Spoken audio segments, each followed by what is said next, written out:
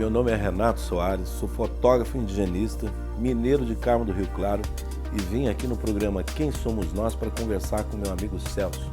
E essa conversa foi do caralho. Oi pessoal, esse é o Quem Somos Nós, o nosso Slow Talk.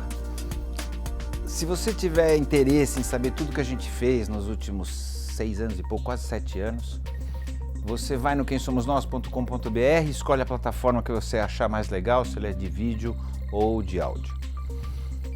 Este aqui é um programa especial sobre a questão indígena. Para falar sobre essa questão indígena, a gente trouxe uma pessoa que convive com os índios desde a época dos Vilas Boas, desde que ele era pequenininho, da época dos Vilas Boas, até agora. Ele é um fotógrafo, Renato Soares, e ele tem uma experiência muito forte com os índios e uma vivência muito forte com eles, muito mais do que ser fotógrafo. Com vocês, Renato Soares.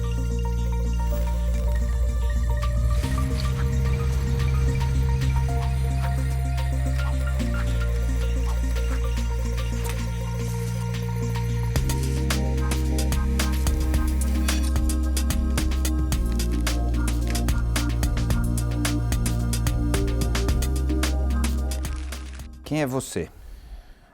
Cara, quem sou eu é muito engraçado, porque quando eu comecei a fotografar, então você começa a imaginar o que você é, quem é você, né? Eu sou mineiro de Carmo do Rio Claro, gosto de viajar, transformei minha vida numa viagem, né? Acabei de chegar de viagem ontem e saio em viagem daqui a uns dias. Me tornei fotógrafo e indigenista. Mas a questão da... Também sou músico, mas quem sou eu? Sou um mineiro da roça, sou um caipira da roça. Tá, A vamos melhor lá. tradução seria essa, né? Vamos falar lá da roça, então, na época da roça. Conta como é que era. É. E como é que... E por quê? Conta desde lá até você escolher ser fotógrafo ou ser escolhido pela fotografia. Tem duas coisas, né? O índio, ele surge para mim lá na roça. No porão da casa do meu avô tinha um baú, um imenso baú, e eu me debruçava ali via a revista Cruzeiro, a Realidade, então eu via as fotos da Zé Pinto, George Love, Maureen Basiliar, Gesco von Puticama, essas figuras todas, e muitos livros, os livros antigos do Rondon, que meu avô tinha a coleção completa, e tudo aquilo me fascinava, né? Ali eu vi pela primeira vez os Vilas Boas, os irmãos Vilas Boas e vários outros personagens. Então você passa as minhas brincadeiras ali era fazer uma pequena casa de bambu, fazia uma oca pequenininha. A gente juntava eu e meu tio, o Clebinho, e aí ele ajudava a gente, pegava os bambus, fazia uma oca, uma cabana, brincar de índio. Essa era a minha brincadeira, brincar de índio. Pegava uma pequena faquinha de cozinha e saía na roça. E a gente ia pescar e fazer outras coisas também. A música é uma coisa familiar, porque meu avô era músico, meu pai é músico, minha mãe cantava, todo mundo sempre teve música. E eu decidi por ser músico. Mas aos 16 anos, já aqui em São Paulo, eu saí com uma turma para fotografar um caminhão que estava jogando lixo na Serra da Cantareira. E aí eu fui designado o fotógrafo da turma. E eu comecei a fotografar e o caminhão, inclusive jogaram em cima da gente, fugimos e tal, mas fotografei a placa, fotografei e denunciamos. Era um caminhão da Constran, uma construtora à época. E denunciamos, a Constran se colocou à disposição para fazer um mutirão, aí juntamos a turma toda dos jovens ambientalistas, que era o grupo Telos Ação Ecológica, e fomos também lá limpar a sujeira toda que faziam. Foi um mutirão, foi uma coisa que movimentou. E tudo por conta de uma fotografia. E aquilo saiu em matéria, os meninos denunciam isso e tal, e foi uma coisa... Mas aquilo mexeu tanto comigo que eu percebi o poder da fotografia. E aí, aquilo lá fez um start. E aí nós estávamos fazendo nunca vou esquecer, estava fazendo um lanche lá com a turma toda e tinha A irmã de um amigão meu, do Ricardo, ela vira e fazendo um trabalho de escola, o que você vai fazer quando crescer?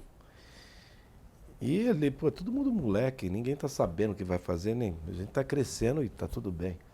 Mas ela, quando me perguntou, eu olhei e não tive dúvidas. Eu falei, eu quero ser fotógrafo. E o músico tinha já ficado de lado, é Não, o isso? músico virou uma coisa para mim, um prazer no resto da minha vida. Mas eu não falei eu que quero ser fotógrafo, eu falei, eu vou ser fotógrafo. E nos dias seguintes, eu comecei a dizer para mim mesmo, eu sou fotógrafo, eu nem queria ser mais, eu já era. A única coisa que faltava era a máquina. E ali do querer, virou um poder do querer mesmo. E eu fui conseguir uma primeira maquininha. Ah, aí eu conheci um figura que era o Eduardo Bartocco. O Eduardo Bartocco era um sujeito maluco, mais velho que eu, acho que eu já estava com os meus 17, ele devia ter os seus 25, 26 anos. E era fotógrafo. E ele virou e falou assim, você que é o menino aí que é fotógrafo, falou, cadê a tua máquina? Falou, minha máquina é essa daqui, uma Canonete. E vai fazer uma amizade. E ele um dia pegou uma Nikon F e me deu assim, fotografe. Ele descobriu alguma coisa em mim que eu sei lá o que era. Ficamos amigos até o fim da vida dele, porque ele faleceu num acidente de carro em janeiro de 2015. Nunca vou esquecer, 22 de janeiro de 2015. Eu falei, puta sacanagem. Ah, Olhando agora, o que você acha que ele viu em você? não sei, mas nós ficamos amigos, fizemos muitas coisas juntos, fizemos viagem. Ele me levou para Chapada dos Guimarães, Pantanal e outros lugares. Eu levei ele para a Amazônia e tantos outros lugares. Ele me ensinou a fotografia, ele me ensinou a minha profissão. Ao mesmo tempo, num dado momento, ele virou para mim e falou assim, me ensina isso daqui que você faz, porque eu não consigo. E eu olhei para ele meio assim, falei, como não consegue? Você me ensinou a fotografar. Falou, te ensinei até aqui, agora isso daqui eu não entendi. E para mim a fotografia sempre me surgiu como algo natural. Então quando você me explicava uma coisa, vamos dizer, o pessoal mais velho já, fotógrafo, eles falavam aqui, eu já tinha entendido aqui. E eu não sei, para mim a fotografia é uma coisa minha, me pertence. Eu não me transformei em fotógrafo, eu sou fotógrafo, desde o primeiro dia que a fotografia surgiu para mim. E é aquilo que eu coloquei na cabeça. Eu não quero ser fotógrafo, eu sou fotógrafo. A fotografia é um negócio que eu acho que eu pertenço a ela e não ela a mim. E para mim é muito, muito... Eu sou capaz de fazer uma leitura, de ver uma fotografia e entender como ela foi feita, mesmo que ela não tenha sido realizada por mim. Desde a foto publicitária, desde a montagem publicitária, desde qualquer coisa. Eu andei em todas as áreas da fotografia. Eu trabalhei com máquina 4x5 polegadas, aquelas máquinas de folha. Trabalhei com estúdio, com luzes, e foto industrial, foto aérea, foto de mergulho. Todo tipo de foto, da macrofotografia às grandes paisagens. A fotografia é uma coisa que mexe muito comigo. Natural, é isso? Para mim é natural. Eu vejo uma fotografia, mas é uma coisa meio maluca. Eu lembro com meu tio, o Clebinho. Clebinho participou muito da nossa infância, da minha infância, minha, dos meus irmãos, das minhas irmãs, porque ele era irmão da minha mãe, mas ele era muito jovem, era o temporão, e nós éramos como irmãos. Ele era como meu irmão mais velho, porque ele devia ter uns 6 anos mais velho que eu.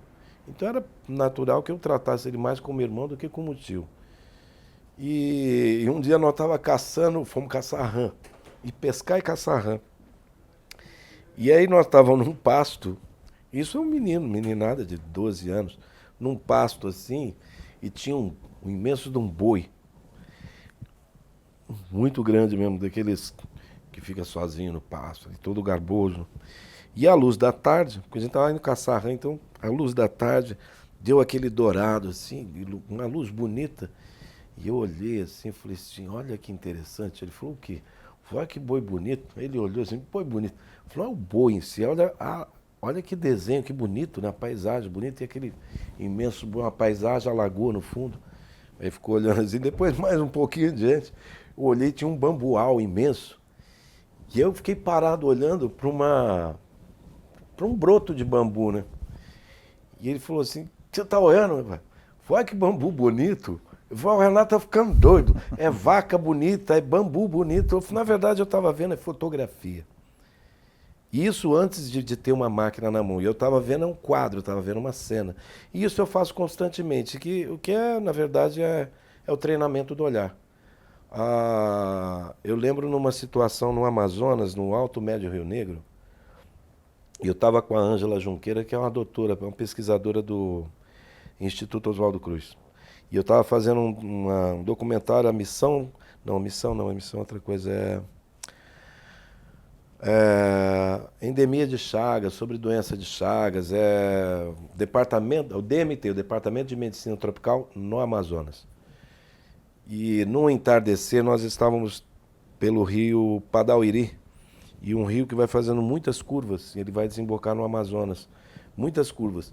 E uma nuvem entrou na corrente de ar do rio, e isso era de tarde, aquela luz vermelha, e a nuvem branca, então ela cria uns matizes, e o céu ainda um tanto azulado, e a nuvem ia andando, serpenteando, parecia uma imensa serpente, e você ficava olhando aquilo, você fala assim, que coisa fascinante. Você fala, como é que isso acontece? Né? É lógico, o rio tem um canal de vento. Nos grandes rios, ele é diferente, porque às vezes está parado. Noutras, ele está se movimentando. E nós íamos com a voadeira, ia fazendo a curva e aquilo ia como uma serpente. E a Ângela virou para mim, fotografa isso, Renato. Eu falei, não. Tem coisas que é simplesmente para nós observarmos e aprender como funciona a luz. Porque era tamanha beleza também que eu não me permitia fotografar. Aquilo é um momento que eu vi exclusivamente dos meus olhos, da minha Acontece retina. com você que quando você fotografa, parece que tem um plástico entre você e a cena? Ou seja, você entende isso? Parece que tira um pouco da emoção da situação, quando você tira o olho da câmera e quando você põe o olho na câmera. Quando você põe o olho na câmera, parece que existe uma barreira entre você e a emoção. Existe isso com você ou não? Não. Não? Não, eu faço algo que eu Para mim parece que tira o... separo Parece os que momentos. rouba alguma coisa. Não nesse negócio de roubar a alma lá que as pessoas falam, não é isso que eu estou falando. Mas parece assim, você está vendo, você está sentindo. Você levanta a câmera para fazer, parece que muda toda a... Muda o pensamento. O jeito. Acontece isso com você, não? Não, porque eu faço isso muito constante, mas eu vou te explicar. Do mesmo modo que a Ângela ficou assim, depois que eu falei isso aqui, ela até chorou. Eu falei assim, por que você está chorando? Não é que você falou um negócio tão bonito. Eu falei, Margarida Aguadé, uma catalã amiga minha, e daquelas emotivas. Então ela estava numa região no Tocantins, e um veado campeiro levantou assim numa região meio pantanosa, levantou a cabeça assim comendo, aquela galhada linda, e eu ali esperando com a lente, e quando eu fui clicar, a Margarida olhou a cena e falou assim, o bicho foi embora. Aí eu olhei assim para ela com a cara de bravo, e ela virou para mim e falou, mas você não sente nada? Eu falei, não. Você tem que pegar todas as suas emoções e colocar dentro da caixinha preta. E quem vê, talvez, quando eu estou fotografando, eu estou tão concentrado que eu chego a transpirar. E é uma coisa minha, pessoal minha. E você vai dizer assim, não, existe uma certa frieza? Não, não tem frieza. Muito pelo contrário, é difícil você controlar as emoções, pegar todas elas, tirar daqui de dentro e colocar aqui dentro. Porque aí quando você vê a fotografia, você vai falar, Porque se você externar suas emoções, ali muda, a cena muda. E quando eu estou aqui fotografando, tanto faz eu tirar daqui para cá, as emoções estão todas aqui. Não te altera. Não, porque essa é a minha profissão. Uma das coisas que me falaram, a Maureen Beziliak falou para mim, que eu consegui algo muito, muito complexo na fotografia do índio. Eu falei assim, o quê? Ele falou, você conseguiu algo muito bonito. Você conseguiu a intimidade, mas há de ser muito mais por conta de eu passar longos períodos vivendo com eles do que simplesmente por conta do meu jeito de tratá-los. Então, acho que é um conjunto. Mas é lógico, para você conseguir a fotografia, não que eu tivesse que fotografar a sua família, certo? Eu não me permitiria nunca chegar na tua casa, no momento do almoço, puxar a máquina e fotografar. Eu teria que almoçar e jantar com vocês inúmeras vezes, para que a hora que eu fosse fotografar, ninguém perceber que eu estou ali. E é isso, você tem que estar lá inteiro. Não inteiro com você, inteiro junto com eles. Você tem que estar ali, é um conjunto. Certo? Nós temos que estar juntos. Eu costumo dizer para os índios, não sou eu que estou fotografando, nós estamos fotografando. Eu estou fotografando você, mas você também está me fotografando. Porque quando você me permite entrar na sua intimidade, entrar no seu mundo, certo? O que eu vou trazer do seu mundo é o que você tem de melhor. Quando você não me permite, eu também não entro, eu não fotografo, eu não quero isso. Eu quero fotografar o que o outro tem de mais belo, eu quero fotografar o que a humanidade tem de mais belo. E se você me perguntar o porquê, o maior prêmio da fotografia é dado às maiores mazelas humanas, da humanidade, a guerra. Esse é o maior prêmio da fotografia. A guerra, isso é a pior característica humana, é a guerra. A pior coisa do ser humano é a violência. E nós damos o maior prêmio para as coisas mais terríveis. Eu não concordo com isso, Celso. Eu quero ver o que o outro tem de mais bonito. Quero ver o que a humanidade tem de mais bonito. Porque eu acho que isso muda muito mais do que a guerra. A guerra já é o fim de tudo. Já é o que não existe mais, acabou. Quando eles mostram o índio Caiová, o Guarani Caiová, vivendo na estrada, há 50 anos eles estão vivendo na estrada, há 50 anos eles estão sendo mostrados na estrada. Não mudou nada. Eles continuam vivendo na estrada, porque eu estive recentemente com eles. Essa é uma boa coisa, a gente já tinha conversado isso antes, você tem esse olhar. Eu quero mostrar o lado bonito deles, o lado forte deles, o lado grande deles, porque todo mundo mostra um lado como eles estão ferrados e tal. Esse lado bonito pode ser mesmo que faça as pessoas olhar de um outro jeito, já que o outro lado não tem dado certo, né? Vamos dizer assim, não tem contribuído. O outro lado me lembra o nome do livro lá do português, como é que chama ele? Saramago? Não, esse bem mais jovem, o Walter Hugo. Mamãe. Eu estava conversando com ele esses dias, eu falei assim, Walter, desumanização, eu comprei o livro aqui, eu vou ler, depois eu quero que você assine. Ele falou, desumanização. Eu falei, Renato, você leia. E isso me lembra um pouco, quando você mostra os Guarani Caiová, eles foram desumanizados, eles estão sofrendo. Quando eu mostro o índio bonito, forte, com toda a sua cultura ali ainda preservada, como é que o presidente Bolsonaro pode dizer para mim que o índio não existe? Se eu estou mostrando ele aqui presente com seus rituais, com seus mitos, com a sua cultura, com a sua alegria. O que ele está me dizendo é uma mentira, porque eu estou mostrando para ele uma realidade. Quando eu mostro, por exemplo, a maior parte das minhas fotografias vão para os livros didáticos. Todo jovem com menos de 35 anos, todos eles já viram minhas fotos nos livros de escola. Eu trabalho para muito mais de 300 editoras. A gente vende para mais de 300 editoras. Todos seus filhos estudaram com as minhas fotografias, mostrando o índio atual. Nós já estudamos com os índios de Rugendas, o índio do Alexandre Rodrigues Ferreira, que já não existia. E quando nós éramos meninos, o índio era. Mentira, o índio é. Ele existe e ele é presente na nossa vida.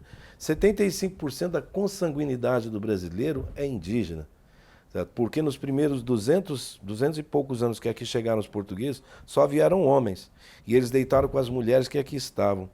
Se os portugueses, um país desse tamanhozinho, certo, conquistou um território gigantesco, certo, vamos dizer assim, um país continental, como é que foi? Foram os portugueses? Não. foram os filhos desses portugueses, foi o exército que eles criaram de índio, caboclo, de português com índio. Eles criaram um exército. Eles botaram para fora do Amazonas os espanhóis, que tinham um exército muito mais poderoso. Certo? Só que os espanhóis não se misturaram, os portugueses se misturaram, criaram um outro exército e que expulsaram eles. Não é uma vitória portuguesa, é uma vitória dos índios. Certo? O Brasil é índio. Não tem como dizer assim, o Brasil, o índio não existe mais. Porra, olha bem no espelho. A maior parte da população, você olha o caiçara do litoral, se você olhar bem para ele, ele ainda mantém alguns traços e costumes herdados de seus ancestrais. Quer dizer, é um novo mundo, é um novo, vamos dizer assim, é uma humanidade diferente, é um jeito de pensar diferente. Mas é um fato. Vamos lá. Você começou fotografando, fazendo de tudo, mas ainda não era o cara do índio. Não, eu começo já com o índio. É? É, desde sempre. Quando eu peguei e percebi a fotografia, eu falei, puxa, eu quero fotografar os índios. E aí logo no... O resto você fazia para pagar conta, é isso? Eu fazia, vamos lá. Quando eu entrei, de fato, eu comecei a fazer... Profissionalmente, é isso? Profissionalmente. Quantos anos você tinha? 17 eu já estava trabalhando e ganhando dinheiro. Profissionalmente? Profissionalmente, 18 anos já era um profissional. Aí, no fotografar, pintou um casamento para fotografar, ganhava um dinheirinho. Papai Noel, aquele negócio de trocar roupinha, fazer aquelas coisas. Aquilo dava um dinheirinho melhor do que o casamento, porque eram muitas crianças, dava um trabalho danado. Tirar a foto do Papai Noel. Papai Noel. Criança sentada no colo do Papai Noel, é isso? Não. Um chapéuzinho, ela vestida de Papai Noel. Aquela roupinha. No shopping, aí você isso? contrata... Não tinha um shopping naquela época. O shopping não era uma coisa que tinha para todo lado. Você ia na escola, aí você contrata uma mocinha que fica ali colocando uma roupinha de Papai Noel de velcro, troca de criança. E aí você fica ali sentado com a máquina, com o tripé, tem todas as marcações, a criança para ali no X, e você olha e faz...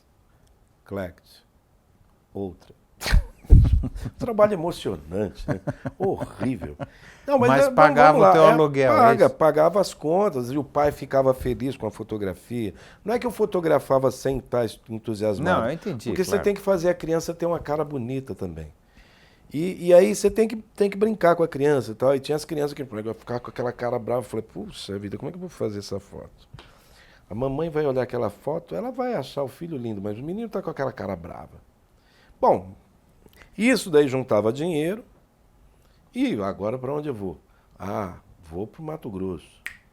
Aí 18, 19 anos eu encontro lá com os índios chavantes na Chapada dos Guimarães. Você ganhava uma graninha e viajava para lá? Viajava. E eu nunca tive patrocínio de viagens. Eu sempre juntei meu dinheiro e fui viajar. Eu nunca tive patrocinador, patrocinador, nada disso. Eu sempre tive objetivos. Vou trabalhar, tenho que fazer, tenho que criar situações, juntar dinheiro para fazer as viagens. No final dos anos 80, eu conheço Orlando Vilas Boas. Como? Fui fazer uma pauta para um jornal, se não me engano, 88, por aí, 86, entre 86 e 88. Aí conheço Orlando Vilas Boas. E aí fui fazer uma pauta fotografando, e só fotografava Orlando. Aí ele falou assim, rapaz, vem aqui, o que você tanto me fotografa? Eu falei, você é Orlando Vilas Boas? Mas que falta de criatividade. Eu falei, não, eu fui contratado para fotografar o senhor. Eu falei, E começamos a conversar, e eu contei que eu já tinha tido contato com os Chavantes. E aí eu falei dele mesmo e tal. Aí ele falou assim, Marina, a Marina Vilas Boas, que é um doce, falou assim, Marina, dá o telefone para esse menino aqui. E eu nunca mais saí da casa dele, até o fim da vida dele, eu, ali junto. Aí fiz uma matéria sobre o Orlando e sobre o Xingu para a National Geographic. E, essa matéria ganhou prêmios. Meu primeiro livro, que é de 94, 95, Craô, os Filhos da Terra, a abertura com o texto do Orlando Vilas Boas. O Orlando fez uns livros também, tem fotografias minhas. E eu virei um fotógrafo do Orlando. Talvez assim o último fotógrafo que o Orlando conviveu, porque o Orlando conviveu com inúmeros fotógrafos. Gesco von Puttkamer, Zé Pinto, Maureen Beziliar e muitos outros. Jean Manzon, Você tem aquela famosa foto passando pelo Chavante, ele estava indo ao Xingu. E vários outros fotógrafos conviveram com Orlando. Eu fui o último fotógrafo a conviver com Orlando intensamente. Num grau de intimidade, de fazer palestras com ele no palco e tal, e que foi muito... Vamos dizer assim, que eu costumo dizer que o maior esporte do Orlando era contar a história. E ele me impregnou com um pouco disso, porque eu também acabei virando um contador de causos, né?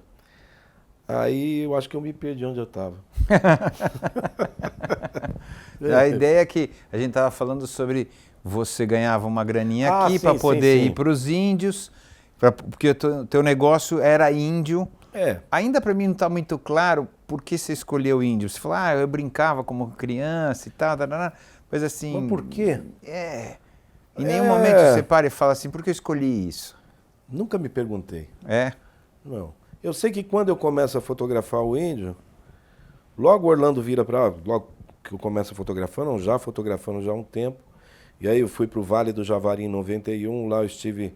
Aquela famosa foto minha do indinho debaixo d'água e tal. Aquela foto já rodou o mundo. Todo mundo conhece. Aquela foto transformou minha vida. Foi em 91 que quando eu volto em 92. Quando eu volto de lá, e eu lembro de um amigo meu olhar para mim e falou, onde você estava? Eu falei, por quê? Você está completamente diferente. Eu falei, em quê? Não, você está olhando as coisas diferentes. Mas ele não estava falando da fotografia, ele estava falando do meu olho mesmo. Eu falei, não entendi. Eu estava no meio da floresta, estava no Vale do Javari, e aí contei um pouco da epopeia, como é que foi, e aquilo me transformou. Eu fui viver, eu acho que, dentre todas, essa é uma das maiores aventuras da vida, essa está dentro de uma das maiores, né? Porque você vai lá para a casa do Catimbó. Eu fui fazer a missão franciscana no Amazonas, fotografar a missão franciscana. Vamos lá, agora eu achei o elo de ligação lá de trás, começa aí. Quando menino, desde criança, meu tio-avô, Frei Ciro, padre franciscano, que morou a vida inteira no Amazonas. Mineiro também, mas foi para lá. E lá ele foi se dedicar à missão no extremo oeste do Brasil setentrional, em Tabatinga. Ao chegar lá, meu tio chegou lá como capelão, a cidade chamava-se Cidade do Marco. E é ele quem vai dar o nome da cidade de Tabatinga, porque tinha muito barro branco. Tabatinga é o barro branco na língua tupi. E é meu tio quem vai dar o nome da cidade. E é ele quem constrói a Diocese do Alto Solimões. Ele se transformou numa pessoa muito importante lá. Inclusive tem uma estátua dele lá em frente à Diocese, tem uma estátua dele. Mas ele não é santo nenhum para ter estátua, mas tem uma estátua do Frei Ciro lá. De tamanha a importância que ele teve ali para a comunidade e tal. E o meu tio é o cara que povoa toda a minha cabeça com esses personagens e com o índio, desde criança. E aí tem... Agora tá. Aí tem esse elo de ligação. É o meu tio que vai povoar todo o meu imaginário com a questão do índio. Você foi atrás disso. E eu cresço e eu fui atrás do meu imaginário. E tem também meu avô, o meu avô era um personagem interessante. Era uma figura muito doida. E ele cortava o cabelo moicano. E dizia que aqui não crescia, mas ele raspava sempre, porque eu já tinha visto ele raspando também quando menino. E ele hoje em dia bastante gente faz isso, jogador de futebol, normalmente. Visto. Não, mas meu avô fazia isso, a moda dele era essa, moicano. Mas ele dizia que não crescia, mas ele raspava mesmo. Mas ele gostava de pescar, de caçar, gostava de pegar animais vivos. E ele fazia essas coisas. De ver um papagaio, eu lembro, tem uma história, ele tinha um urubu chamado Pipita, mas ele tinha um papagaio que ele pegou o papagaio, viu o papagaio numa árvore, o papagaio todo dia passava um bando, eles paravam lá. E ele tinha uma frase que ele dizia assim, este é meu. Mas era um negócio dele, e ele pega um resto de comida e começa a conversar com o papagaio. Não se sabe como ele fazia, o papagaio estava na mão dele. E eu, quando menino pequeno, eu estou com meu avô andando num campo, ele vê um gaviãozinho e ele grita, esse é meu. E eu não sei porque daqui a pouco eu estou brincando com um gavião no braço com ele, E fui para casa e tal, e aquele gaviãozinho foi meu durante muito tempo. Depois um dia ele foi embora. Aí eu sempre gostei de mato, e aí vem a coisa do encantamento com as histórias de Frei Ciro. Vem a coisa da floresta com meu avô. Junta isso, sou eu. E assim, do meu primeiro contato com o índio, com os índios, no meio da floresta amazônica, no meio dos lugares, dali eu nunca mais, simplesmente ele virou o meu personagem. E um dia o Luiz Nazareno, um grande fotógrafo, um grande amigo, que trabalhou muito com publicidade, que me ensinou muitas coisas acerca da fotografia, da criação da luz e tal. Tinha uma loucura da cabeça. Eu me encontro com ele e falo assim, poxa, Renato, parabéns. Ele já era um senhor, já estava com 80 e tantos. Nunca mais soube dele, né? Mas ele virou para mim, poxa, parabéns, você se transformou num grande fotógrafo de índio. Eu falei, que isso, fotógrafo de índio? Eu faço muitas outras coisas. Falou, mas isso é um título. E aí que eu me toquei que eu era fotógrafo de índio mesmo e não tinha jeito. Eu acabei virando tudo e qualquer coisa que vão falar a respeito do meu trabalho, tem Tem índio. que passar pelo... Desde sempre. Então é muito difícil de eu conseguir me desvencilhar. Já tentei, mas eu costumo dizer assim, se eu estiver num bairro e tiver um índio ali no bairro, eu vou me encontrar com ele. Não sei porquê, mas é algo que acontece. E eu brincando assim, uma vez eu estava num supermercado com um amigo meu e ele falou assim, pô, Renato, e esse negócio de índio? E falei, cara, é o seguinte, se tiver um índio dentro desse mercado, eu encontro com ele. Aí daqui a pouco eu viro assim, eles dão de cara com os índios chavantes. E aí eu cumprimentei eles. Aí ainda ficamos batendo um papo, ele ficou olhando, eu falei, você é meio louco, né? Eu falei, não sei. Você combinou isso com eles? Eu falei, não, mas você conhece eles? Eu falei, não, mas eu conheço os chavantes, eu cumprimentei eles na língua, batendo um papo. Aí ele ficou achando meio esquisito aquilo, mas eu não sei. Me diga uma coisa, como você vê o índio hoje? Não é o índio hoje, é o índio sempre. Tá, como você vê? Eu vou te fazer uma pergunta, Celso. O que você busca para te deixar feliz? Rapaz, eu busco... Se eu tiver que responder do jeito mais profundo ou preciso, vai? Eu busco... Eu busco ser coerente com aquilo que é o meu conhecimento do momento e viver de acordo com isso. E o que o outro quer? O índio? Bom, não sei. Felicidade. Isso é uma coisa da busca humana. Se naquele dia, ao comprar esse sapato, aquilo me deixou mais feliz, certo? Ou ao pescar um peixe, me tornei mais feliz, ou comprar um carro novo, deixou o sujeito mais feliz. A busca da humanidade é simples e objetiva. É pelo sorriso e alegria do viver. Os índios, diferente de nós, vamos chamá-los de índio, mas eles, na verdade, é como eu dizer francês, inglês, português, Claro. é Caiapó, Bengocré, ou Yaualapiti, Camaiurau, Aurá, Menaco, Nafuquá e tantas outras etnias.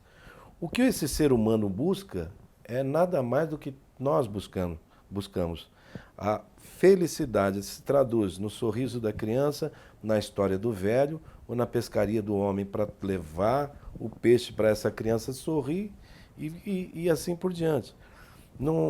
Eu vejo o índio,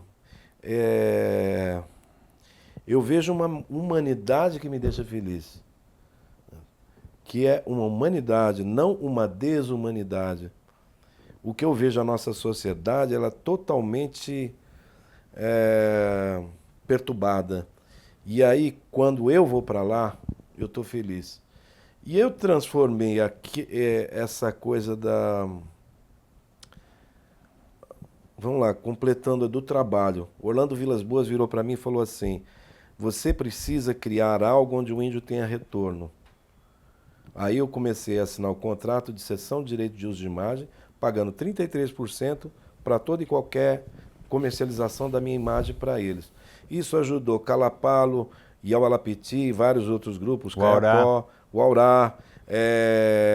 Os Calapalo compraram um caminhãozinho ano passado, o Yaualapiti também comprou caminhão. Certo? O Aurá arrumou o caminhão, comprou pneu, comprou barco, o outro comprou barco. O Caiapó tá lá em casa, tá hospedado em casa. Ele falou assim,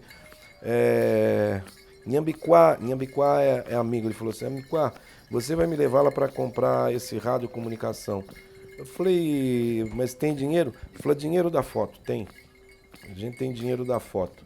O dinheiro da foto é o dinheiro que da venda da foto que eu mando, eles guardam junto. E isso me deixa feliz. E trabalhar com eles me deixa feliz. Viver, vamos dizer assim, a grande aventura, a maior aventura que você possa ter na vida, não é uma viagem. É você entender que a grande aventura é viver essa viagem. É o caminho. Não é simplesmente chegar. Eu saí e vou para o Xingu. Cheguei no Xingu? Não. Eu ainda estou viajando. Saí de casa, eu já estou viajando. Eu estou viajando todo dia, porque viver é agora. A grande viagem é agora. É agora, esse momento aqui, a gente conversando, contando histórias. Sair daqui para casa, tomar meu banho de piscina ali que eu gosto, fazer uma ginástica. Cada momento. A felicidade, ela é uma coisa que está em cada momento. Eu tenho momentos tristes, que são poucos para mim. Tem pessoas que dizem assim, a felicidade é algo tão difícil de ser alcançado, porque ela fica pensando que a felicidade dela está na conquista daquele dinheiro para comprar aquele carro, o apartamento, sei lá o que, e a roupinha, isso, aquilo. Então ela está toda programada para um futuro. O futuro é uma invenção humana. Porque como é que eu posso viver o futuro se eu nem cheguei amanhã? Se nem o amanhã chegou, eu estou vivendo agora. E o índio tem esse pensamento. E o pensamento do índio é agora. A felicidade para ele é uma, vamos dizer assim, uma sensação de um momento. Tristeza existe, porque existem as perdas. Mas essas são passageiras. O viver feliz é um objetivo deles. E isso se tornou, vamos dizer assim, o meu aprendizado ao viver com eles. Porque toda vez que alguém me pergunta, o que você aprendeu com o índio? O que se aprende com o índio? Ser feliz. Certo? Porque você tira todo o seu conceito. Um ser humano que não tem o pensamento do acúmulo de riqueza. Então ele vive agora, presente momento. As conquistas são coisas assim, nós precisamos fazer uma canoa nova. Então vamos lá procurar o tronco, ou procurar a casca do jatobá perfeito para fazer. E aí vai vir nos dias que vão se passar até a canoa ficar pronta. Os Yaualapiti, por exemplo, o Aritana, o cacique Aritana me ligou e falou assim, a gente está precisando, Renato, nós vamos fazer, eles estão fazendo uma aldeia nova. E a aldeia é uma coisa complexa, porque a aldeia, ela tem vida. As casas têm vida, a casa tem uma boca, tem uma saída, a casa tem, aquilo é uma coisa orgânica. E eles estão muito incomodados com o barulho do gerador.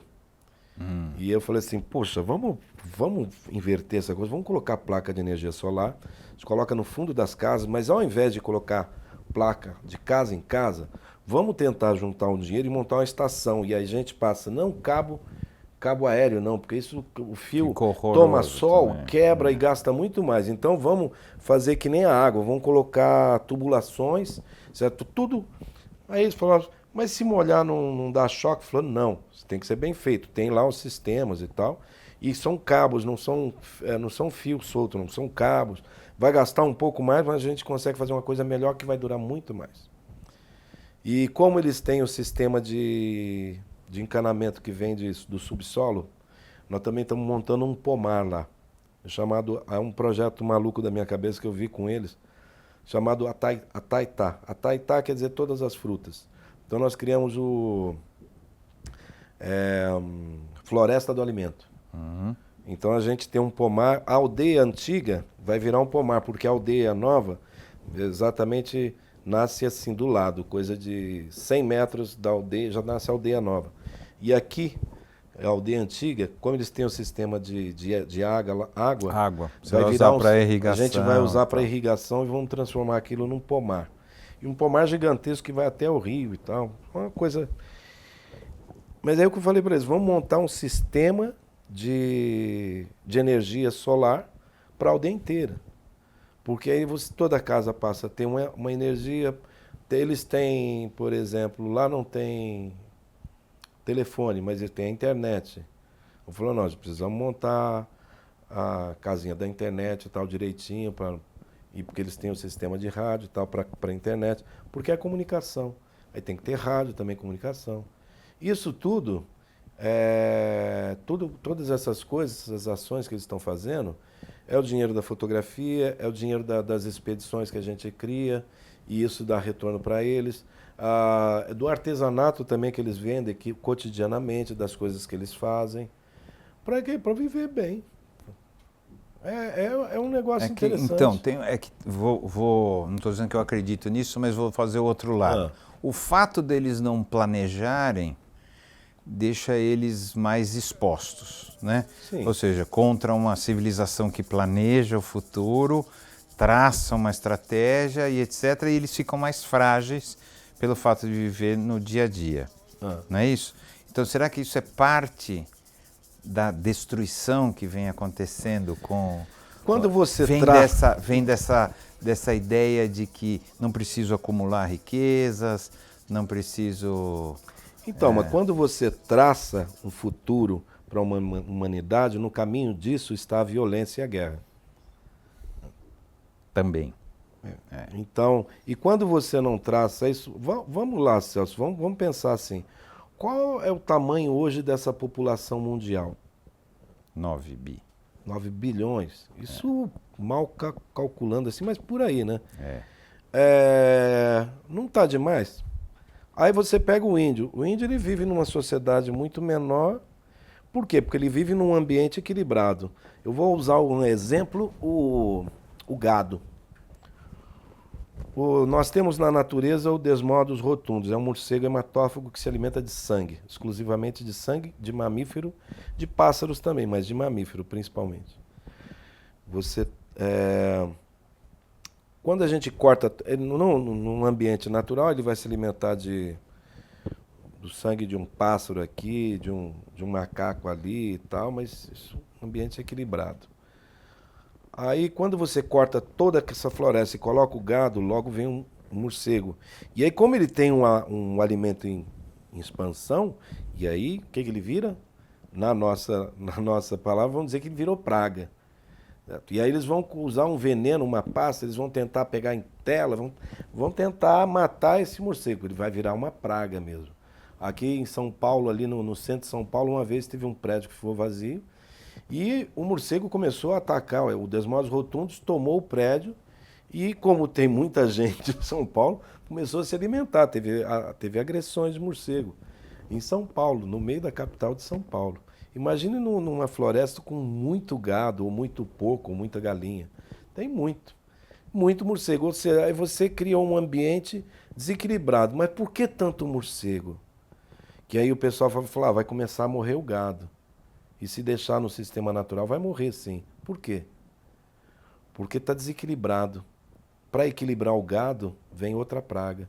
O que são as doenças? As doenças da humanidade. O que foi a febre negra, né? Peste negra. A peste negra. Que se não um equilíbrio que a própria natureza, uma doença que a natureza lama, porque desequilibrou. Então você tem uma coisa que está desequilibrada. Quando nós achamos que nós somos absolutos e tentamos dominar todas essas situações, sempre vai acabar vindo uma doença.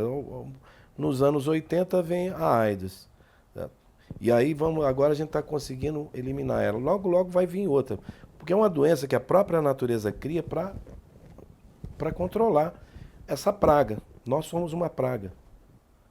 A humanidade virou uma praga. Mas você não acha que, independente disso, mas é uma praga que tem destruído especificamente a natureza e os indígenas, né? No caso do Brasil especificamente. Os índios, eles estão tentando se proteger, tá certo? Mas os índios, se você for ver assim, os índios são personagens que vivem junto à natureza.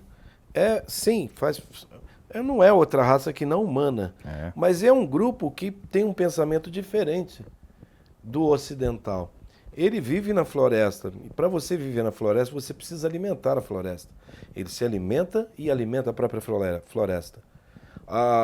Existe uma pesquisa por exemplo, uma pesquisa de que os índios plantaram o Amazonas.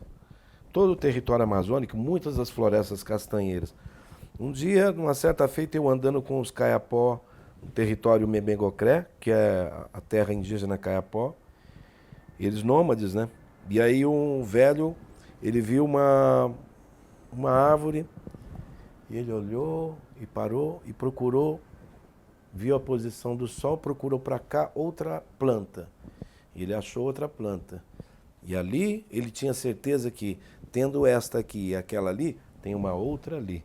E quando ele viu essas três, ele sabia que tinha mais outras tantas. E eu fiquei olhando, ele foi e coletou todas essas, inclusive algumas ervas para remédios. Isso as mulheres, os homens e tal. E aí eles conversando, aí eles falaram assim, ali tem água ali. Eu perguntei, onde é que tem água aqui? Ele falou, ali. Aí falou, vocês conhecem aqui? Ele falou, não, aqui nunca veio não. Mas como é que você sabe que tem água ali? Não, porque tem aqui, a água está ali. Mas por que a água está ali? Porque eles sempre plantaram sistematicamente onde eles...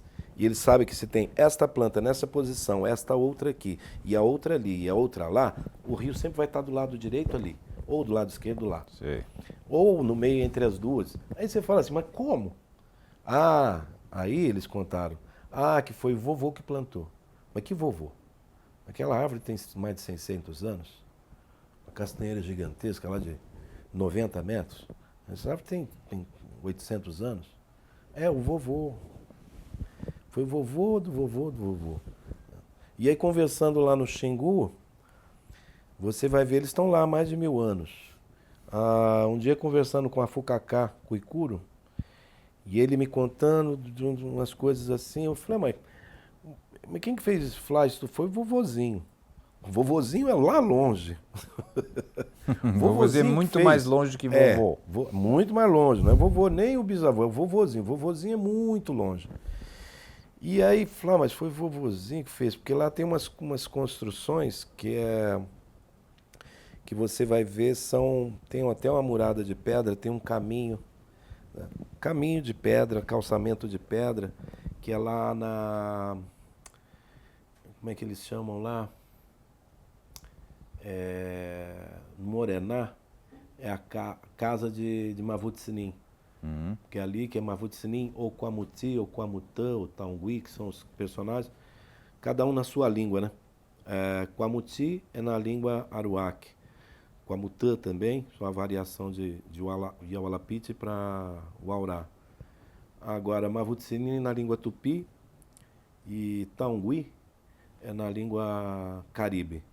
Mas é o mesmo personagem, é o criador, o demiurgo. E ali tem a casa dele.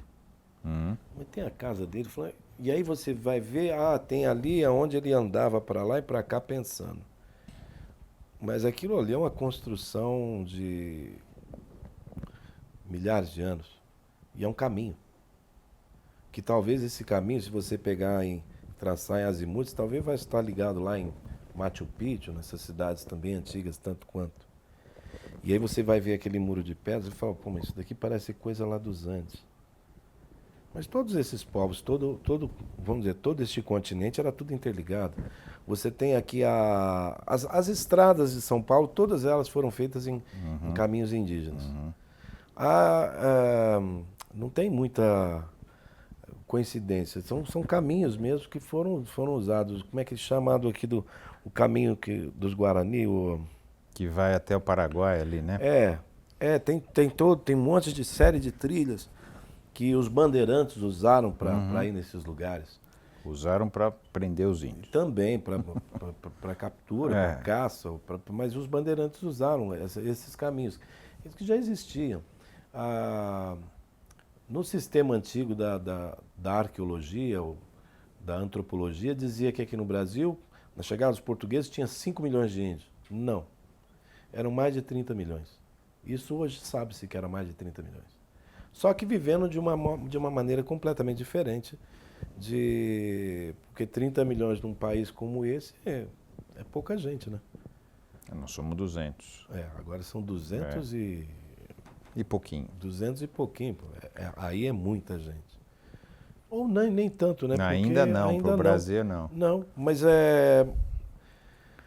nós temos um território imenso e aí você vai ver os melhores parques nacionais são menos preservados que a menor área indígena. E o problema todo que o mundo, vamos dizer, está vivendo, nós estamos superaquecendo o mundo. Isso já sabe-se que não é vamos dizer assim, essas coisas aconteciam. Aconteciam, mas de uma maneira muito mais lenta.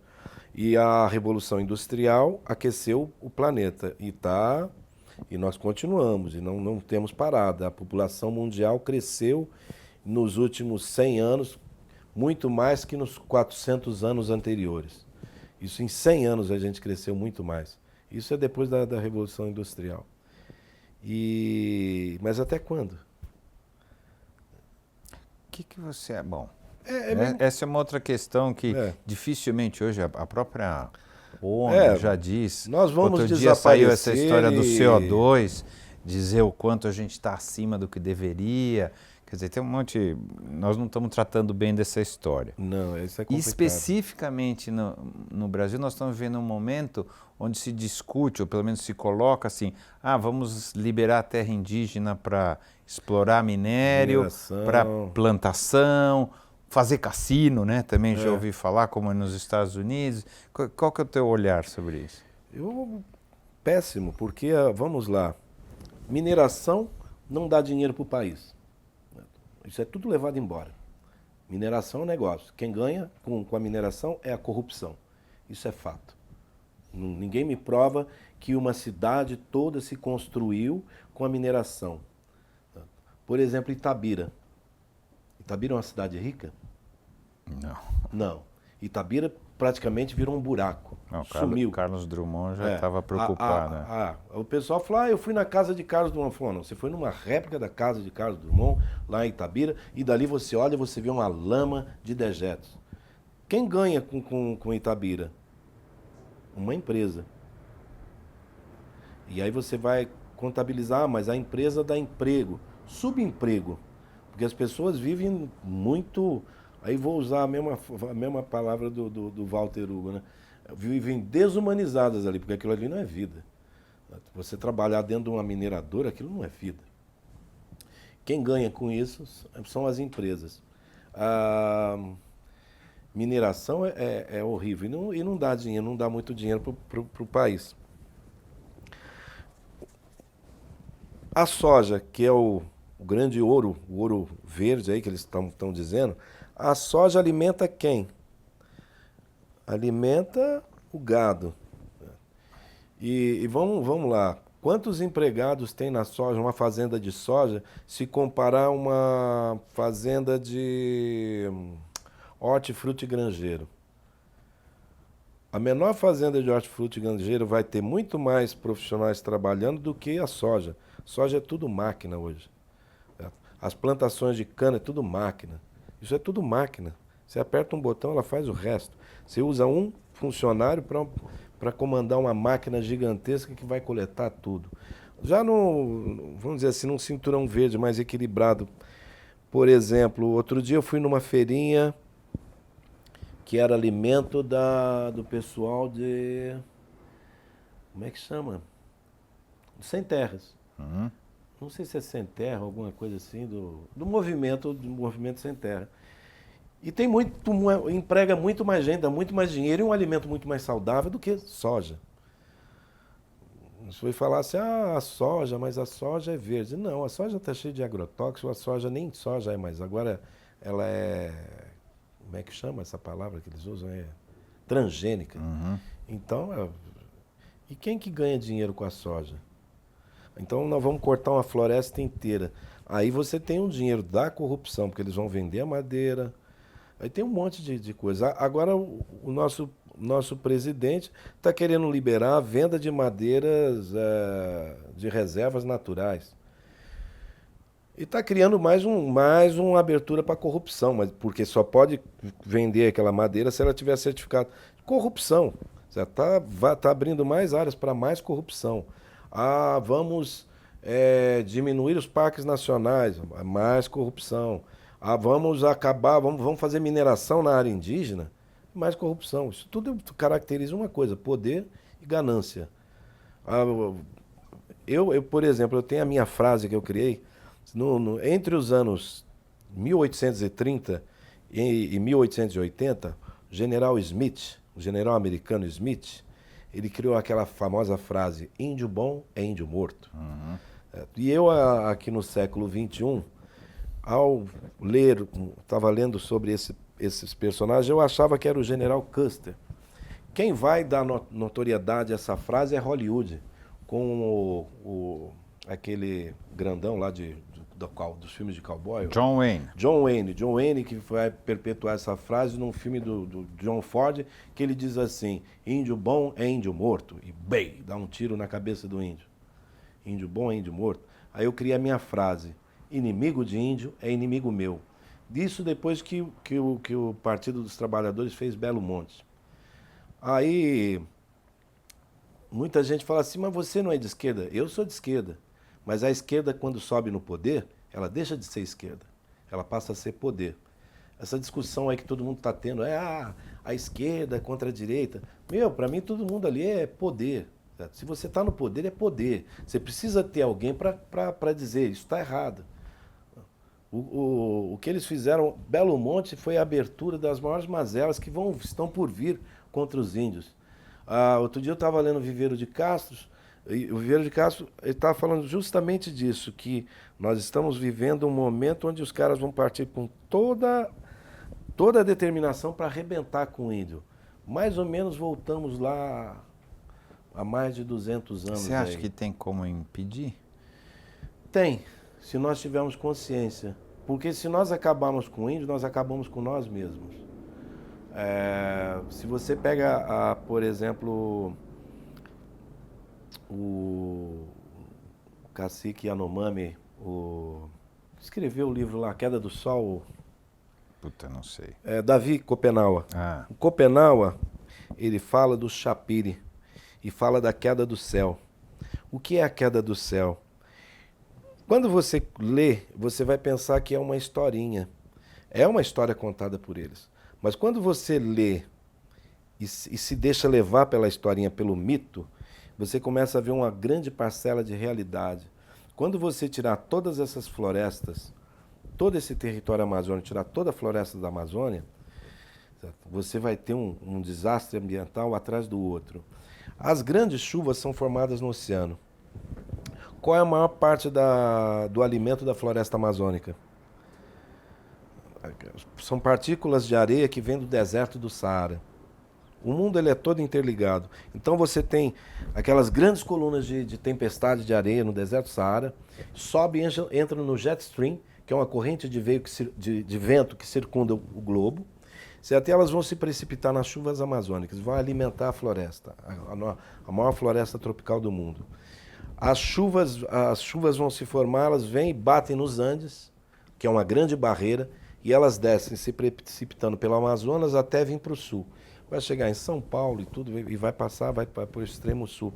E ali ela vai fazer essa volta e vai voltar para o oceano, se formar novamente, e um ciclo. Quando você corta tudo isso, você quebra esse ciclo. Você vai dizer que vão acabar as chuvas? Não. Mas quando chover, vai ser muita chuva. E dentro da história da queda do céu, é que vai ser tanta chuva, vai ser tanta desgraça, tanta mudança a mudança climática vai ser tão violenta, certo? Que ninguém vai suportar. O calor vai ser tamanho, certo? E quando vier o frio, ele vai ser também muito grande. Você vai ter uma grande mudança no planeta. O apocalipse cristão é semelhante também, não é? Não, o apocalipse cristão é... É claro que outra maneira, o mundo não é vai a mesma acabar coisa. em fogo. O mundo vai acabar em fogo. Isso. Não. Um apocalipse ambiental é muito mais poderoso do que só fogo. Certo? É porque a história do fogo do apocalipse cristão está ligado aos vulcões, às coisas que aconteciam lá atrás. Então um vulcão explodiu, arrebentou com lá aquela cidade da Grécia Antiga e tal, Sodoma e Gomorra desapareceu, vulcão, vai acabar tudo em fogo. Isso é lá atrás. Atualmente, uma coisa está ligada à outra. É que nem aquele provérbio japonês, que uma borboleta bate a asa aqui, você tem uma tempestade e acolá. Mas como o espírito, quer dizer, se espera que se a gente não fizer direito, tudo vai acabar, não é isso? Não é isso. O cair do céu é mais ou menos isso? É mais ou menos isso. E aí tem, por exemplo, os Kayapó tem uma história muito também parecida, conversando com o Raoni, e ele vai dizer da mesma coisa. Se vocês acabar com isso, com aquilo, ali não é só o índio que vai sofrer. Quando ele diz assim, se você acabar com os índios, não é só o índio que vai sofrer e morrer, não. Aí vocês vão sofrer mesmo. Porque é o índio que mantém ainda esse ciclo, ainda ele ainda mantém esse equilíbrio. Mantém a floresta. Mantém a floresta, mantém os rios. Mas nós estamos correndo um risco enorme. Não, o risco é absurdo. E assim, é uma coisa imediata, as pessoas não estão entendendo isso. O nosso ministro do meio ambiente ele não é um ministro de meio ambiente, ele é um sujeito que quer acabar com o meio ambiente. É um ministro para destruir o meio ambiente, ele está acabando com todo o processo do meio ambiente. Então, o problema é que pode ser irreversível, né? O que vem a acontecer agora pode ser uma coisa que depois não dá para voltar para trás, não é isso? Mas, Celso, é simples. Você tira esse ministro, certo? Você acaba com esse pensamento, você pode mudar. Que mas nem a história não é um pensamento do governo? Esse é um pensamento do governo. Deste governo, o governo acaba. Deste governo. Mas 4 anos é bastante tempo. Mas 4 anos é suficiente para eles fazerem um estrago enorme. Um estrago em algumas áreas quase que irreversível. Belo Monte é irreversível. Você quer ver uma coisa? Tem um engenheiro que trabalhou em Belo Monte, não posso citar o nome dele, mas ele me disse assim, ele falou, Renato, é pior do que você imagina. Não só não vai gerar energia, como as pessoas estão dizendo, como também em menos de 50 anos Belo Monte é desativado, porque ela já começa sofrendo uma possível... como é que eu posso explicar? Assoreamento. Já começa com um sistema de assoreamento. O rio Xingu já vem sofrendo com assoreamento. Diminuiu. Tem áreas do rio Xingu que eu já passei nadando e há uns anos atrás eu passei andando com os índios. E eu falei assim, mas gente, aquilo era um buraco imenso. Então, está mudando. Por quê? Você tem, não dentro do Parque do Xingu, mas fora do Parque do Xingu, você tem inúmeras plantações. E ali é cabeceira do rio. E aí essas plantações, com a chuva, toda essa areia corre para o rio. E isso começa o processo de assoreamento. Quando você coloca uma barreira imensa aqui, que é a usina, certo? Você também cria uma barreira para essa areia não se escoar e ela vai se acumular. E aí, esse ano quase não teve energia no Rio Xingu. A produção de energia foi ínfima. Foi assim, bem abaixo da linha do que eles imaginavam. E o pior não é isso. Vocês saíram umas matérias aí dizendo que está tendo rachaduras. Por quê? Porque tem pouca água. E aí pouca água você cria vácuos. E aí aquilo lá tem que estar constantemente cheio, com muita pressão. Porque é uma construção de engenharia de muito concreto. Quando você cria aquilo para ter água e aquilo cheio d'água, quando você deixa ele seco, vem as rachaduras. E ali o calor é imenso. E esse processo vai continuar. Eu creio que em 20 anos Belo Monte está sendo desativada. É lógico que eles vão contar um monte de historinha, que isso daqui dá muito... Agora tem energia. Qual é a energia de Belo Monte que vem para São Paulo? Nós não temos linhas de transmissão. Não adianta você criar a energia se você não tem linha de transmissão. Isso é tudo gaiatice. Aquilo ali foi um projeto para pagar a conta das empreiteiras que elegeram Lula, Dilma e também Bolsonaro e outro, porque eles estão sempre todos eles estão no mesmo lugar. E Collor de Mello e todos esses personagens. E por isso que eu falo, inimigo de índio é inimigo meu. Todos eles são. Eu não estou aqui, eu não defendo. Tem uma amiga minha, a Mônica Nunes, que ela diz assim, não, tem o fulano, ele é sério, porque eu digo que todos os políticos são mau caráter. Ah, o fulano é sério. Flória, se ele é sério, ele que me prove, porque todos eles que entraram lá... Ao mesmo tempo, não tem saída fora da política. Não, então, a política assim, é se recusar a participar disso, ou se todo mundo pensar como você, nós estamos ferrados. Não, mas calma lá, eu estou dizendo, esse é o meu pensamento. Não, mas você entendeu assim? Esse é o meu pensamento, Celso, mas as minhas ações são políticas. Porque assim, tem que ter uma participação política institucional e etc., para que a gente possa transformar as coisas. Sim. Porque senão a gente se recusa a participar e aí vão ficar na mão dos picareta mesmo, como acaba acontecendo. Sim, sim. Então, né, as pessoas interessadas em fazer uma vida mais bacana, mais justa, mais correta, elas têm que participar. Não é isso? Sim, eu já tinha falado isso para você uma vez que a gente conversou sobre isso, que eu falei, tem que se meter, não adianta... Não, mas né? eu estou dizendo assim, esse é o meu pensamento, mas as minhas ações são políticas. Eu trabalho com política indigenista. Eu atuo vamos dizer assim, nessa... Quando eu pego e tiro uma porcentagem da venda de uma fotografia e mando para uma associação indígena para eles construírem um sistema de energia solar para alimentar, isso é política. Isso eu acho perfeito. Eu acho perfeito, inclusive da sua parte, eu acho perfeito você fazer dessa maneira. É a questão de se todo mundo achar que todos os políticos são imperfeitos ou não servem, como é que a gente faz então? Como é que a gente toca isso? Né? Difícil mesmo. Entendeu? Ainda bem que não é todo mundo, mas porque senão a gente fica numa situação assim, faz o quê então? Né? Mas tem que ter alguém para achar que todos estão errados. Esse, no caso, sou eu. Não, é verdade. Eu sou sozinho, Celso. Não, ainda bem. Ainda bem. É isso que eu estou falando. Se todo mundo achar que ninguém presta, nós estamos perdidos. Mas é mais ou menos assim. Não gosto da política, não gosto de política, não gosto da política. Mas não tem nada melhor que isso. Mas concorda? A minha atuação também é política. Nunca estive fora da política. Mas eu não participo disso. Outro dia me ligou um amigo que é de infância. E aí ele começa com uma conversa porque ele é totalmente pró-governo. E eu sou totalmente contra. Eu não vou ficar... Qualquer que seja o governo, pelo jeito. Nesse caso, sim, porque eu estou defendendo os índios. Agora me conta aqui, qual é o governo que defendeu índios? Eu não sei, eu acredito que não teve nenhum mesmo. Nenhum. Não, assim, o que mais... a gente pode dizer de demarcação de terras, etc. Isso foi o Collor. Tá certo? O Collor que mais defendeu o índio.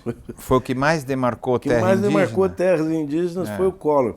E aí, o Collor é um personagem que eu também não posso admitir. Ele não foi muito bem intencionado com o Brasil, né? Todos eles têm a sua parte. Mas aí, no lado indígena, ele foi legal. Isso quer dizer que eu vou gostar dele? Não, porque tem outras coisas por trás.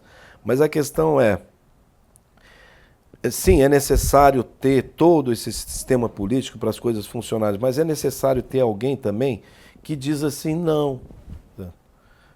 Tem que ter alguém para brigar com eles. Não, claro, sempre tem que ter alguém que vai dizer, eu sou a favor do índio, eu vou defender o índio em toda e qualquer circunstância.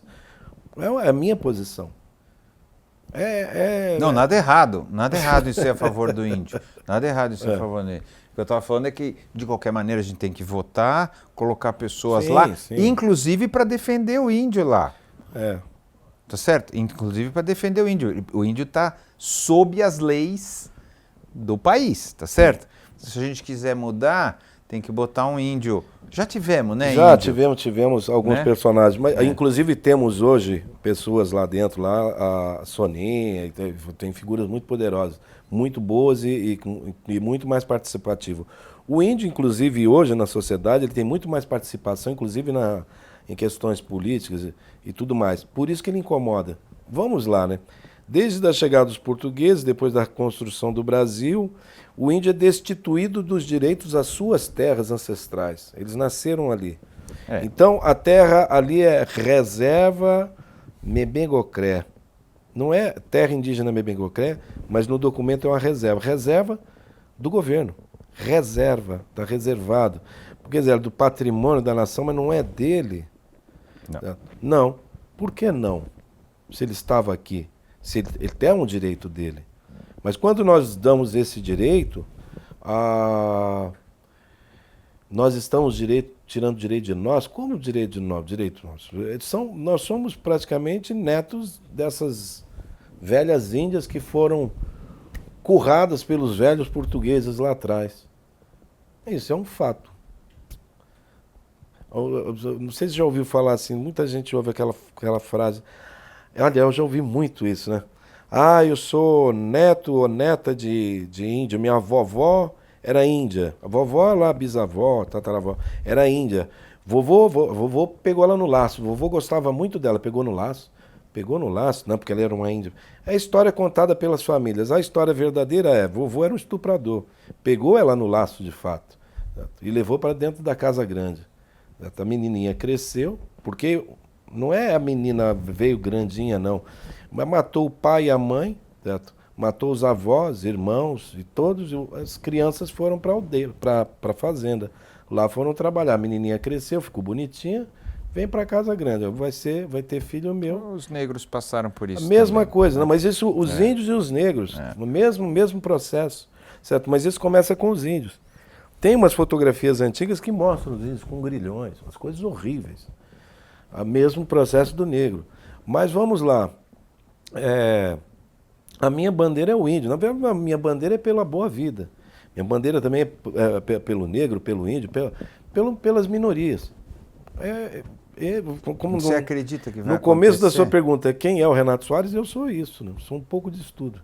Você acha que vai acontecer, que a gente vai conseguir ter uma sociedade que consiga reconhecer os direitos de cada um, seja do índio, seja do negro, seja... Nós não vamos ver isso, não. Mas você acha que é possível que o ser humano chegue nesse ponto? É possível, mas nós não vamos ver. Eu acho que nem nossos netos vão ver. Porque até lá nós vamos passar por um processo porque a única maneira de... Como é que a Europa toda se salva depois da Segunda Guerra? É que todo mundo percebe que aquilo era uma perversão. O que o Hitler estava fazendo. Porque antes disso, os americanos adoravam o Hitler. Certo? Todo mundo adorava o Hitler. O Brasil adorava o Hitler. Certo? Mas quando ele começa a ir na perversão, o mundo fica contra ele. Ou seja, parece que a gente tem que ir lá para o fundo do poço, certo? Acabar com tudo para depois perceber que aquilo é ruim. Não dá para perceber o que está acontecendo no Brasil com relação ao meio ambiente, com relação às relações sociais e humanas. Quer dizer, nós vamos ter que acabar, matar os índios, para depois falar, realmente isso não pode acontecer. Mas parece que o ser humano é isso. O ser humano é um pouquinho dessa perversão. Acho que todo ser humano tem um pouquinho dessa perversão de querer ver. No fundo, ele quer ver tudo se acabar. Por exemplo, os índios Guarani têm uma palavra chamada Ivmaraí. Ivmaraí é terra sem mal, terra sem males. É como o paraíso, mas os Guarani, isso é a teoria minha, os Guarani, eles são pegos aqui pelos missionários, pelas missões jesuítas, e são levados às construções, eles sendo um grupo que fugia dos tupis, dos Gês, dos botocudos e tal. Os Guarani queriam mais sossego. Eles têm uma estatura menor, são menores e tal, mas muito fortes, muito ágeis. Tanto é que a maior população brasileira são os Guarani. E ainda mantendo a sua língua e um pouco da sua cultura nesses 500 anos de tortura, né? Vamos dizer assim. Mas eles são pegos pelos missionários e aí eles criam essa coisa. Então, na história deles, que é uma história mais nova esse Ivmaraí, quando acabar o último Guarani, todos eles vão renascer no Ivmaraí, a terra sem males. Provavelmente por causa do coisa cristã. O paraíso cristão. É muito parecido com o paraíso cristão. Então, quando um Guarani morre e ele é muito importante, muitos se matam, porque todos eles querem voltar no Ivmaraí. E aí o Guarani sai andando por vários lugares, onde ele está buscando a terra sem males. Porque eles foram depostos de seus tecorrá. O tecorrá é onde eles enterravam seus mortos. Os Guarani Kaiowá foram expulsos de suas terras, certo? Fizeram inúmeras fazendas imensas, mais de 1 milhão de glebas de terras foram abertas, E ali foram as plantações de chá. O Marechal Rondon cria na época o projeto de integração do índio à sociedade. E aí os índios olham aquilo, como integrar a sociedade? Nas fazendas, os índios que foram para lá para trabalhar viraram escravos das plantações de chá. Isso não é integração da sociedade, isso é escravidão. É trabalho escravo mesmo. Porque você trabalha para viver numa casinha e comer a sua comidinha. Isso não é dignidade. Eles eram livres e eles vão trabalhar nessas fazendas. Aí eles saem e vão em busca do seu tecorá. Cadê o tecorá? Cadê os seus mortos? Sumiram. E aí eles vivem na estrada. Eu estive com um grupo. Você conhece Bonito? A cidade de Bonito, um grande polo turístico brasileiro de uma natureza belíssima e generosa. E no caminho, aquele povo que está ali na beira da estrada, com aquelas casinhas, são os Guarani Kaiowá. Não são sem teto, sem terra, não. São aqueles que perderam suas terras. E hoje eles vivem à margem, não só à margem da estrada, vivem à margem da nossa sociedade. Porque nem reconhecimento eles têm, eles vivem lá. Estão lá há mais de 50 anos. Eu conheci um rapaz lá conversando, tinha 42 anos. Falou, mas você nasceu aonde? Não, eu nasci aqui. Falei, aldeia. Na aldeia, eles tinham medo, porque eram as aldeias criadas pelo governo federal na época, que era uma coisa horrível, né? E ali eram levados para trabalhar como escravos, em integração do índio à sociedade. Então você pega assim, e o Rondon é lógico que é um dos ícones, um dos grandes ícones da defesa ao índio, né? Morrer se preciso for, mas nem um tiro disparar, mas ele também comete erros. E esse foi um dos grandes erros dele. É uma figura meio dúbia nesse sentido, mas é uma figura importante sim na defesa dessa ideia. É complicado, Bom, certo? vamos lá. Eu acho que a gente está num bom momento para a gente encerrar. Que é o seguinte, eu costumo encerrar sempre com a mesma pergunta. Eu vou fazer em duas fases. Então, primeiro, do ponto de vista dos índios, quem você acha que eles acham que somos nós? Quem somos nós do ponto de vista dos índios? Tem uma história que eu poderia contar, mas ela é um pouco longa.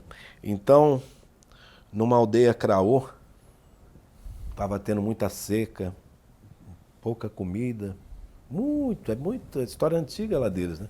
E aí a mocinha foi para o rio tentar pegar peixe. E ali apareceu um homem, que ela olhou, ela falou assim, quem é esse homem? Não, diferente. Era Deus. E ali o homem falou, você quer peixe? Ela falou, a gente está com fome. Aí ele pegou um cesto, foi lá e puxou e pegou muito peixe, colocou naquele cesto e fez uma proposta para ela. Falou, eu vou te dar peixe, mas a gente vai fazer sexo. E aí Deus foi lá e transou com a mocinha. E ela levou o cesto de peixe para a aldeia. E por incrível que pareça, apesar daquele cesto ser desse tamanho, toda a aldeia comeu, ninguém tinha fome naquele dia. Aí ela voltou para a lagoa, encontrou com Deus, e aí sexo de novo, aí levou o tatu no cesto, e aí todo mundo da aldeia comeu o tatu. E assim foram passando os dias. E aí voltou a chuva, e Deus picou a mula. Acho que cansou dela, mas ali já tinha acabado, ela estava grávida. Aí nasceu o Aquê. O Aquê era um menino totalmente diferente deles ali, né? Era diferente. E era chato, era ranheta, chorava, um choro tão estridente que entrava nos ouvidos e os tios, todo mundo estava triste na aldeia por conta daquele menino. Aí os tios falaram, que menino estranho, a gente vai ter que dar um jeito nele, né? Aí levaram ele para o alto de uma montanha e jogaram ele. Ele virou uma folha, desceu, e quando eles chegaram na aldeia, estava no colo da mãe. Ele olhou para os tios e chorou, ranheta, tal, do jeito que ele era.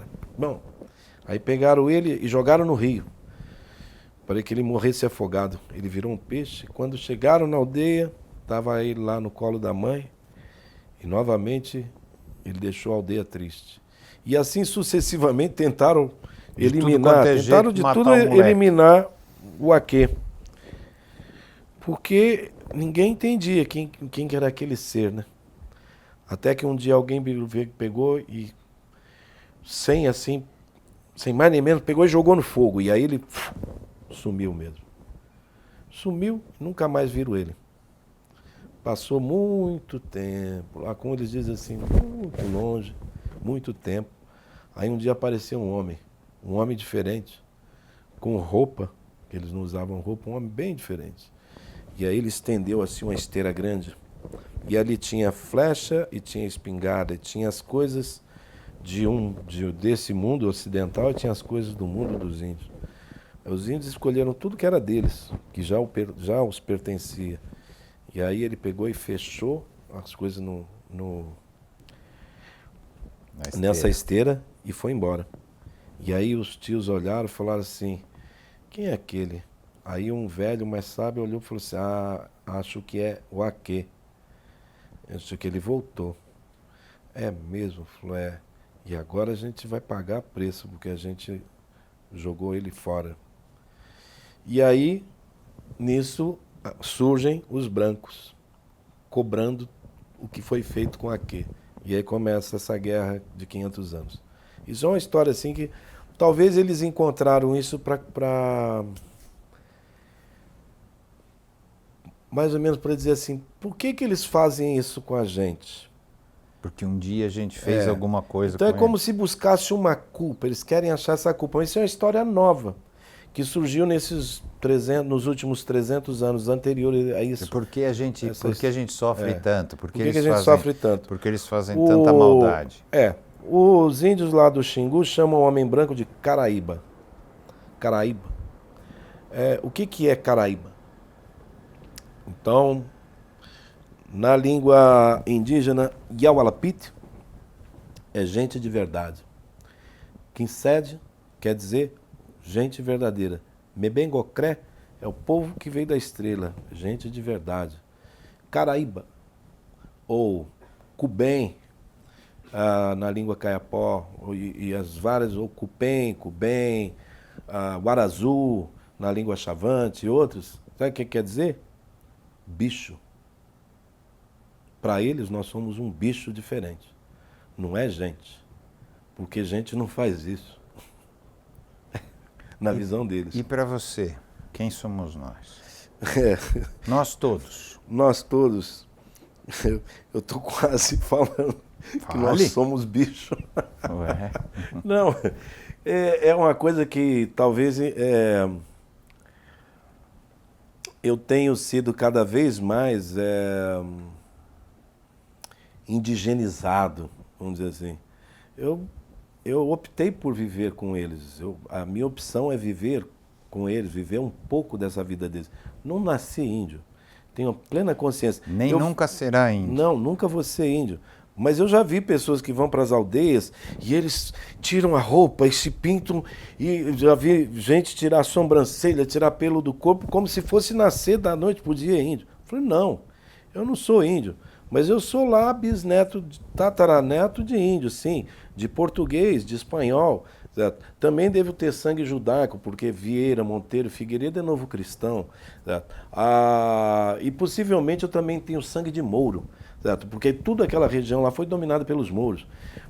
Então, o que eu vejo é que a grande beleza da humanidade está na diversidade. E hoje eu sou muito mais de viver nessa humanidade pequena que são os índios, vamos dizer que essa outra classificação humana, né? Porque eles são muito mais próximos de uma alegria que eu busco, que é o viver hoje, do que essa loucura da nossa sociedade de viver num amanhã que ainda nem chegou, né? O que eu busco, eu não busco, eu tenho, eu sou feliz. Eu sou feliz hoje, eu sou feliz ontem. Tive minhas perdas, minha mãe se foi, tios, tias e assim por diante, minha avó e os amores e tal, mas eu sou feliz, independente das agruras da vida. E eu continuo olhando da mesma forma que os índios me ensinaram a olhar. Ser feliz é agora, não é amanhã E não foi ontem, é agora. Boa.